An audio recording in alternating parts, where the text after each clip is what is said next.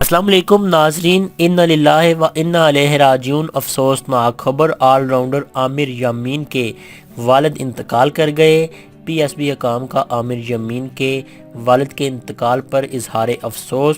Karachi Kings کے all rounder عامر یامین کے والد رضا الہی سے انتقال کر چکے ہیں۔ پاکستان کرکٹ بورڈ کے اعلیٰ حکام اور دیگر کرکٹرز نے بھی عامر یامین کے والد کے انتقال پر گہرے دکھ اور رنج و غم کا اظہار کرتے ہوئے دعا کی کہ اللہ انہیں جنت الفردوس میں اعلیٰ مقام عطا کر دے۔ 30 سالہ عامر یامین نے 2015 سے 2018 کے دوران 4 ون ڈے اور 2 T20 انٹرنیشنل مقابلوں میں پاکستان کی نمائندگی کر رکھی ہے۔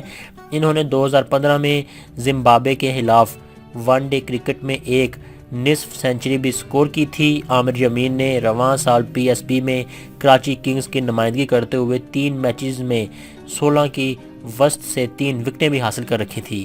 اللہ پاک ان کے والد کے گناہوں کو بخش دے اور ان کے والد کو جنت الفردوس میں اعلیٰ مقام عطا کرے۔